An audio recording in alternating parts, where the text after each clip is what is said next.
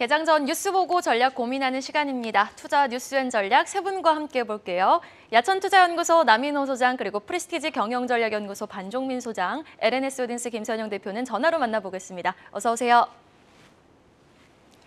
자, 화면을 통해 뉴스 먼저 확인해 보시죠. 삼성 디스플레이가 연구소 내 마이크로 디스플레이 팀을 신설한 것으로 확인됐습니다. 향후 커질 AR과 VR 등 XR 기기 시장 선점을 위해 연구 개발에 집중하겠다는 의지로 풀이됩니다. 정부가 전기차 구매 보조금 체계 개편을 추진합니다. 국고 보조금의 경우 올해는 최대 700만 원을 받을 수 있었지만 내년에는 최대 680만 원으로 줄어들고 100% 보조금을 받을 수 있는 전기차 기준 가격을 올해 5,500만 원에서 내년에는 5,700만 원 미만으로 상향 조정하는 방안을 검토하고 있습니다. 최근 국제선 여객수가 7분기 만에 900만 명을 재돌파하면서 항공사들이 기존 화물용으로 개조했던 항공기를 여객용으로 원상복구하고 노선 증편에 나서는 등 여객 사업 복원을 서두르고 있습니다. 산업통상자원부가 전력 수급 계획을 2030년까지 원전 32.4%, 신재생에너지 21.6%로 바꾸기로 했습니다. 농기계 제조에서 모빌리티 등 신사업으로 체질을 개선 중인 대동이 최근 조직 개편을 완료하고 로봇 사업에 본격 진출합니다. 영풍정밀은 지배권 강화를 위해 고려아연 주식 6만 2,056주를 350억 원에 추가 취득한다고 공시했습니다. 자, 어제까지였습니다. 연말 양도세 회피를 위해 매도했던 개인의 매물출에 바로 어제까지였습니다. 첫 번째 이슈 바로 확인해 보시죠. 가족 연자제는 폐지로 가닥을 잡았음에도 불구하고 대주주 요건은 10억 원으로 유지가 되면서 올 연말도 개인들의 매물 폭탄은 반복이 됐는데요. 그 물량은 그대로 배당을 노린 기관이 좀 받아냈죠? 네, 그렇습니다. 개인 투자가들의 대주주 정리 물량이 어제로서 마무리됐습니다. 아무래도 국회의원이라는 그런 직업은 직업이라면 좀 너무 그거 비하시킨 건가요? 국회의원이라는 공무원은 사실 국민을 위해서 있는 거죠. 그런데 국민들한테 이렇게 피해를 주는 법안을 버젓이 놔두고 나 몰라라 하는 것이 참 제가 볼 때는 너무나 안타까운 마음을 금할 수가 없습니다. 자, 어제도 개인 투자가들이 1조 5천억, 최근 5거래일 동안 자그마치 4조 원 가까운 물량을 내다 팔았습니다. 그럼 개인 투자가들이 잘못된 주식을 가지고 있어서 팔았을까요? 아닙니다. 10억을 대주주 기준으로 삼는 세계에서 유례를 찾을 수 없는 이런 한심한 법안 때문에 어쩔 수 없이 개인 투자가들이 판 겁니다. 물론 오늘부터는 다시 살 걸로 기대를 합니다. 자, 하루에 1조 5천억을 팔았는데요. 주로 어떤 주식을 팔았는가 한번 자료에 한번 띄워주시면 고맙겠습니다. 가장 많이 판 종목은 삼성전자를 비롯해서 지금 오른쪽 화면 보시면 되겠습니다. 삼성전자, LNF, 그리고 호텔 신라, 한국항공우주, LG전자 등 말 그대로 초우량주입니다. 이런 우량주들 얼마나 팔았습니까? 5거래일 전부터 적게는 2천억, 많게는 어제 같은 경우는 1조 4천억의 주식을 내다 팔았습니다. 그런데 이렇게 잘못된 법안 때문에 계속 우리 주식시장이 이렇게 왜곡되는 흐름을 보인다는 것은 참 안타까운데요. 자, 그러면 이제 오늘부터 어떻게 될까요? 정말 저 삼성전자, LNF, 호텔신라가 안 좋은 주식이었으면 개인 투자가들이 매수를 안 할 겁니다. 그런데 여러분 분명히 보십시오. 오늘부터 1월 중순까지 지금 내다 판 주식을 다시 살 겁니다. 이렇게 해서 좀 잘못된 그런 법안, 저는 여당이든 야당이든 둘 다 정신 차리고 빨리 올바로 개선되기를 바라는 마음이 간절합니다. 네. 자, 이제 오늘을 기점으로 양도세 회피를 위해 매도했던 개인의 수급은 매수로 바뀌고 또 배당을 노리고 들어왔던 기관의 수급은 매도로 바뀔 가능성이 클 텐데요. 개인이 집중 매도했던 종목 중에 반종민 소장님은 어떤 종목 좀 눈여겨보고 계십니까? 예, 제가 봤을 때는 한국항공우주를 보시는 게 나을 것 같고요. 이 한국항공우주가 굉장히 좀 개인의 매도 물량이 많이 나오긴 했지만은 기관의 매수세가 굉장히 크게 두드러진 기업이다 보시면 될 것 같습니다. 사실 2022년 12월 19일에 그 엠브라에로와 4조 원 규모의 민항기 주의 개발 공급 사업을 뭐 이제 앞으로 진행을 할 건데 이게 뭐 장기적으로 24년간 진행이 됩니다. 그러면서 어떻게 보면 수주나 매출적인 그 흐름이 굉장히 좀 좋아질 거로 보고 있고요. 이뿐만이 아니라 국내에서 독자 개발된 두 번째 국산 헬기인 그 소형 무장 헬기가 있습니다. 이 소형 무장 헬기를 방위사업청과 최초 그 양산 계약을 체결을 했는데 이게 또 3천억 규모 가량이 됩니다. 또한 이 그 수주뿐만이 아니라 그 바닷속 지뢰, 그러니까 기뢰라고 하는데 그 기뢰 제거에 대한 특화된 소해 헬기 체계도 개발을 하면서 어떻게 보면은 또 수주가 또 3천억의 또 수주가 발생이 됐거든요. 즉 앞으로에 대한 수주에 대한 기대감은 계속 있다 보시면 될 것 같습니다.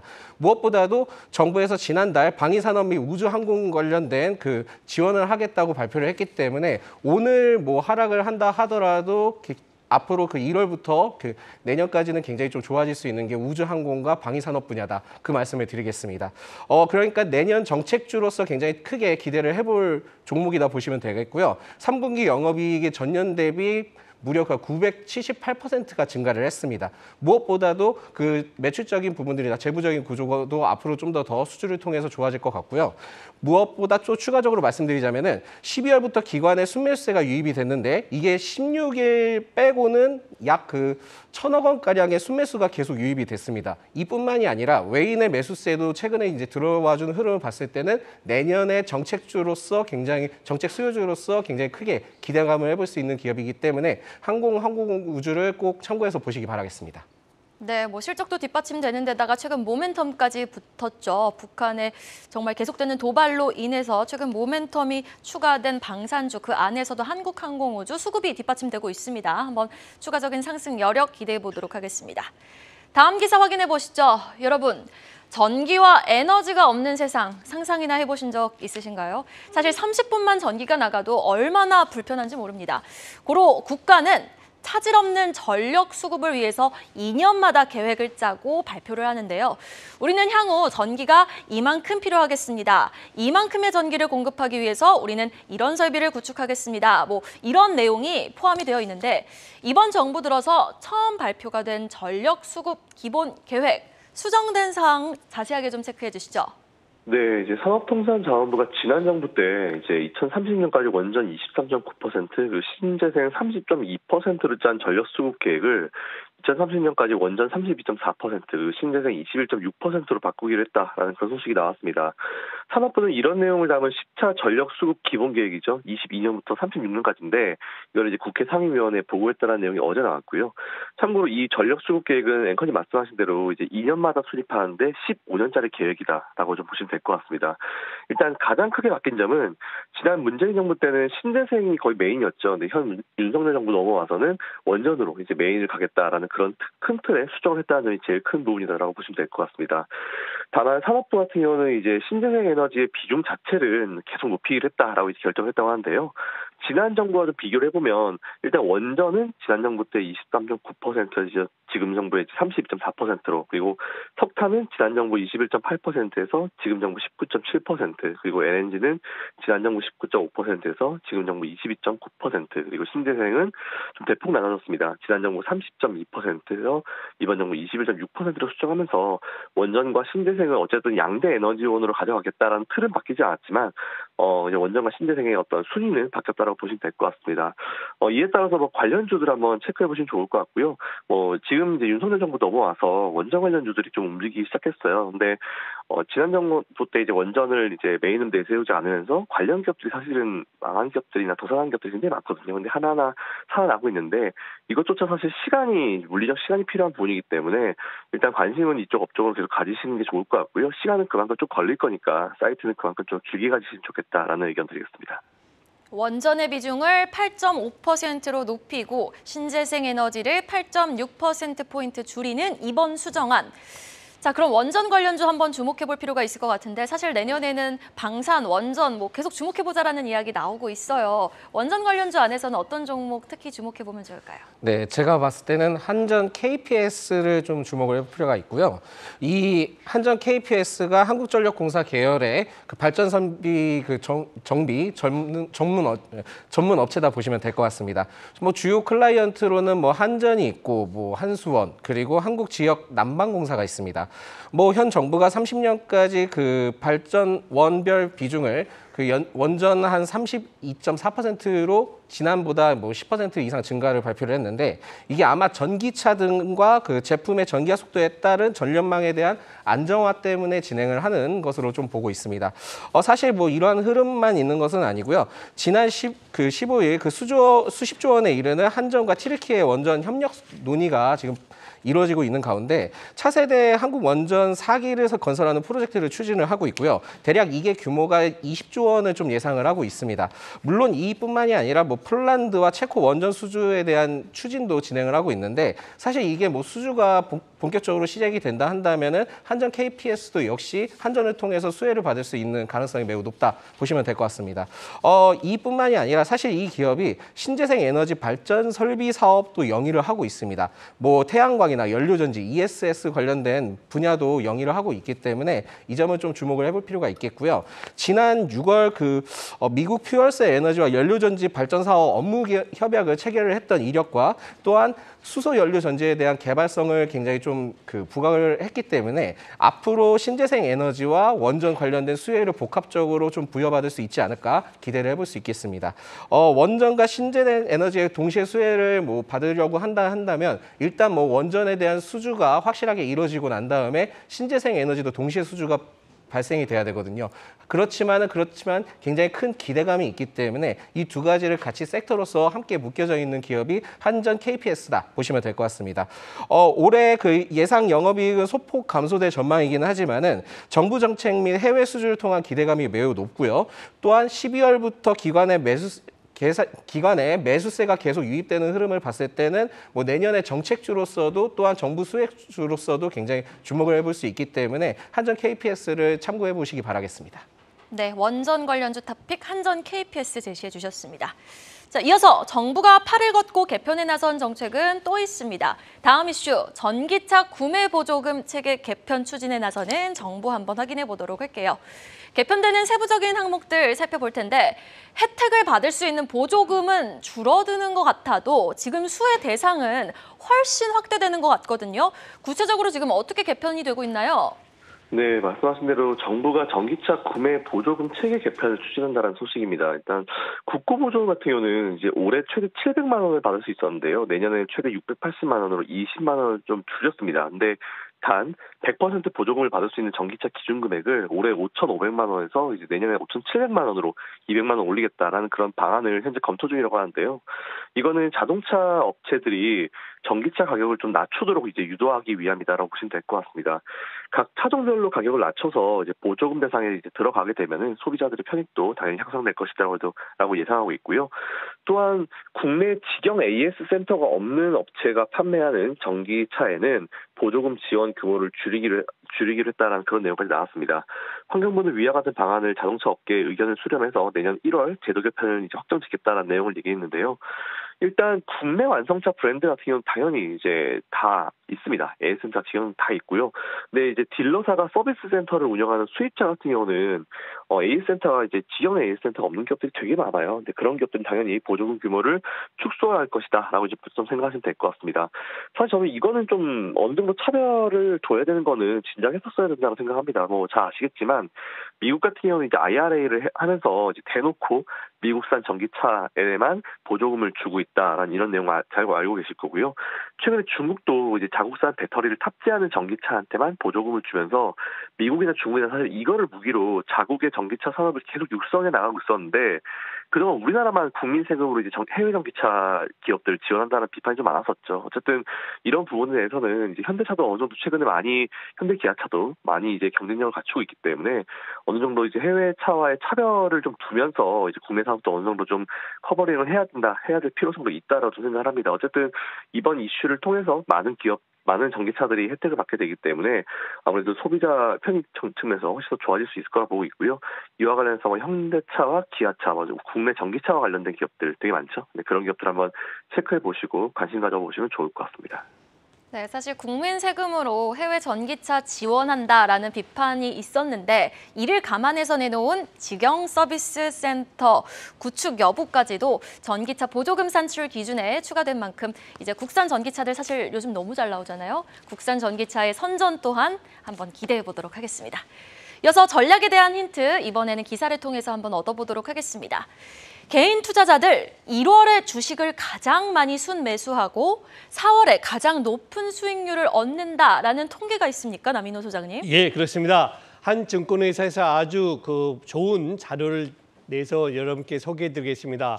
1년은 12달이죠. 1월부터 12월까지 있는데요. 우리 개인 투자가들이 자연 증감, 다시 말해서 예금이라든가 그런 개념으로 주식을 사는 금액이 약 평균 2조 원 정도 됩니다. 그런데 유독 1월 달엔 더 많이 삽니다. 지난 7개년 동안 봤더니만은 1월 달에 개인 투자가들이 매수하는 비중이 약 6조 원이라는 겁니다. 그 4조 원 어디에서 나왔을까요? 아까 제가 말씀드렸죠. 대주주 정리 기준 때문에 항상 12월 말에는 3조에서 4조 원의 주식을 팝니다. 그거를 다시 새해가 돼가지고 1월 달에 재매수하는 금액이 바로 4조 원이 되겠습니다. 자, 그런데 중요한 게 있습니다. 1월부터 12월 달 중에서 가장 월별로 수익률이 높은 달이 몇 월인 줄 아십니까? 의외로 4월입니다. 4월 달이요. 금년 2022년도 올 한 해만 4월 달에 주가가 내려갔지 지난 6개년 동안 계속 4월 달에 수익이 제일 좋다는 겁니다. 그럼 결론 나왔죠? 1월 달에 종목을 좋은 종목 매수하셔가지고 4월 달에 정리하시게 되면은 우리 시청자 여러분, 투자자 여러분들 수익이 좋아질 것이다. 이렇게 정리하겠습니다. 네, 수익률 좀 내년에는 좋았으면 좋겠어요. 그러면은 1월에 매수해봄직할 만한 종목, 지금부터 좀 관심을 가져볼 필요가 있어 보이는데 반종민 소장님 어떤 종목이 있을까요? 네, 셀트리온 헬스케어를 좀 주목을 해보자 말씀드리겠습니다. 네. 사실 이 셀트리온 그룹 계열의 어떻게 보면 유통업체다 이제 보시면 될 것 같고요. 사실 국내는 셀트리온 제약이 있지만 해외 수출 판로를 통해서 매출을 내는 것은 셀트리온 헬스케어다 보시면 될 것 같습니다. 즉 시장이 국내냐 국외냐에 따라 굉장히 다른데 국외 시장의 포커스가 굉장히 크게 맞춰져 있거든요. 이 기업이 전이성 직결장암 및 유방암 치료제 아비스틴 바이오시밀러 베그젤마가 유럽에 출시가 됐습니다. 즉 그 베그젤마란 성문명에서 베바시주맙이라고 있는데 이게 베바시주맙이 글로벌 시장 규모에서는 약 7조 원 규모가 되어 있는데 유럽에서만 1조 8천억 규모입니다. 즉 매출적인 흐름이 앞으로도 굉장히 좀 좋아질 것으로 보고 있고요. 2023년에 유럽 집판 효과 본격화와 그리고 유플라이마 미국 출시에 대한 매출 기대감이 또 있고요. 또한 램시마 SC에 대한 매출이 좀 크게 성장을 할 것으로 보여지고 있기 때문에 앞으로 매출적인 흐름은 계속 증가할 것이다 말씀드리겠습니다. 물론 이제 3분기 영업이익도 725억 원, 전년 동기 대비 200% 이상 증가를 했던 이력은 있지만은 이제 연말이잖아요. 그러니까 2022년에 대한 매출과 영업이익도 추가 상승을 할 수 있는 실적을 발표를 할 거라고 저는 예측이 되기 때문에 어떻게 보면 셀트리온 헬스케어가 3월에도 굉장히 좀 좋아질 수 있다 말씀드릴 수 있겠습니다. 사실 2021년 이후에 15만 원까지 했던 주가가 올해 5월에 53,800원 저점 갱신을 했습니다. 즉 1년 반 동안 조정을 굉장히 심하게 받았고 이후에 조정폭을 막은 다음에 8월까지 상승 후 현재 62,000원에서 7만 원 사이를 계속 유지를 해주면서 흘러가고 있습니다. 이게 별거 아니라고 생각하실 수도 있겠지만은 지금 현재 흐름에서 1월부터 만약에 매수세가 들어오고 매출과 관련된 발표가 일어난다면 발표에 대한 실적 기대감이 일어난다면은 2월부터 좀 크게 상승을 할 수 있기 때문에 아까 리포트에서 뉴스에서 나온 것처럼 1월부터 4월에 굉장히 크게 주목을 해볼 수 있는 기업이 셀트리온 헬스케어가 아닐까 말씀드리겠습니다. 12월부터 외인의 순매수가 굉장히 좀 특징적인 흐름이 있고요. 사실 매출에 대한 올해 전망은 매출 2조 원을 좀 예상을 해볼 수 있고 올해 영업이익은 2,700억 원 가량을 좀 예측을 하고 있기 때문에 2021년보다는 굉장히 좀 높을 것으로 바라보고 있습니다. 즉 매출에 대한 기대감 그리고 아직까지 주가 상승을 하지 못했던 기업이기 때문에 주목을 해볼 필요가 있기 때문에 셀트리온 헬스케어를 참고해서 같이 보자 말씀드리겠습니다. 셀트리온 헬스케어 한번 연초에 기대해 보도록 하겠습니다. 자, 다음 이슈입니다. 농슬라 비전에 가속화가 붙는다. 로봇 사업에 시동을 건 대동 이슈 체크해 보도록 할게요. 워낙 북미 쪽에서 농기계에 대한 수요가 높다고 하지, 그리고 미국 증시에서도 이에 따라서 농기계 관련 종목 디어가 연일 신고가를 경신하고 있습니다. 그러다 보니 지금 국내 증시에서도 관련주 TYM이라든지 대동이 주목을 받고 있는데, 그런데 이 와중에 대동은 또 시동을 겁니다. 농업 분야에 특화된 로봇 사업에 나선다고요? 네, 맞습니다. 언젠가 이쪽으로 갈 거라고 예상했었던 부분이긴 하죠. 농기계 제조에서 모빌리티 등 신사업으로 체질을 개선 중인 대동이 이제 로봇 사업에 진출하겠다라는 그런 내용을 발표했습니다. 이거를 위해서 이제 연구센터 등을 설치하는 등 최근에 이제 조직 개편을 하면서 향후 농업 분야에 특화된 서비스 로봇 등을 비롯해서 다양한 영역의 로봇 기술 연구 그리고 사업화에 나선다는 그런 내용인데요. 현재 서비스 로봇은 잘 아시는 대로 이제 분야를 막론하고 있습니다. 다양한 기업들이 참전하는 어떤 각축장이 되고 있는 상황인데, 다른 기업과 마찬가지로 대동도 이제 양산 단계까지는 시간이 걸릴 것 같습니다. 하지만 최근에 이제 잔디 로봇이나 스마트 로봇 쉐어 같은 경우를 좀 선보인 바가 있고요. 한때 이제 잘 아시는 대로 농슬라로 유명했던 만큼 이제 농업과 관련돼서 또 사업을 연결시켜 보면은 굉장히 또 로봇의 활용도가 높을 겁니다. 이에 따라서 관련 주들 한번 체크해 보시고 투자해 보시면 좋을 것 같고요. 대동뿐만 아니고 로봇 관련 주도 굉장히 많으니까 그 기업들 중에서도 이제 그냥 이름만 올려놓은 로봇 기업이 아니고 실제로 이제 사업을 해서 이제 실제로 숫자를 찍어주고 있는 그런 기업 관심 가져보시고 투자해 보시면 좋을 것 같습니다. 네, 그럼 대동 앞으로의 주가 흐름 어떻게 보고 계십니까? 반정민 소장님. 네, 대동 제가 봤을 때는 계속 좋아질 것 같고요. 사실 대동뿐만이 아니라 TYM도 같이 좀 좋아질 것으로 전망을 바라보고 있습니다. 사실 대동 농기계 전문 업체죠. 그리고 로봇 사업은 아마 자율주행 트랙터에 굉장히 큰 도움이 될 것으로 전망됩니다. 사실 이 분야뿐만이 아니라 최근에 22일 대동은 현대 건설 기계와 1,280억 원 규모의 소형 건설 장비 공급 계약을 체결을 했습니다. 즉 앞으로 그 건설 장비를 통해서 신사업 진출 기대감이 포함된 기업이다 보시면 될 것 같고요. 사실 스키드 스티어 로더 그리고 컴팩트 트랙 로더인데 이게 사실 일반 농기계 뿐만이 아니라 건설 장비로서도 활용을 할 수 있습니다. 국내에서는 소규모 공사 현장 및 농촌 지역에서 주로 사용이 되면서 미국에서는 전원주택이나 개인 농장 시설 관리의 용도로서 굉장히 좀 주목을 해볼 수 있거든요.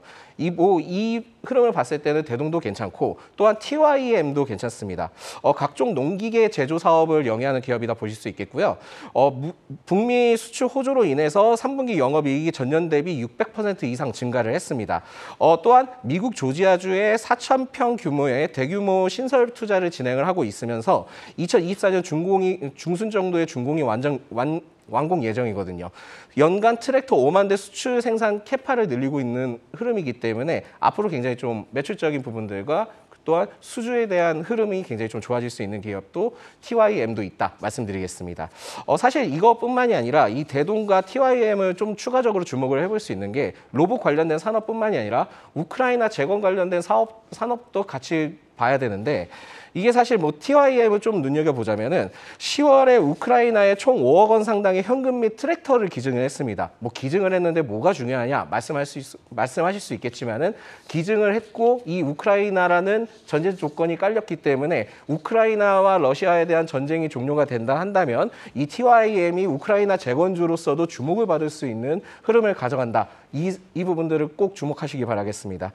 그렇기 때문에 앞으로 우크라이나 관련 재건주로서 TYM도 볼 수는 있지만 신사업이나 이러한 진출을 하고 있는 대동도 같이 주목을 해보시면은 투자하시는 데 굉장히 큰 도움이 된다 말씀드리겠습니다. 네. TYM 대동 모두 한번 주가 추이, 주가 추가 상승 여력 한번 기대해 보도록 하겠습니다. 마지막 투자 뉴스입니다.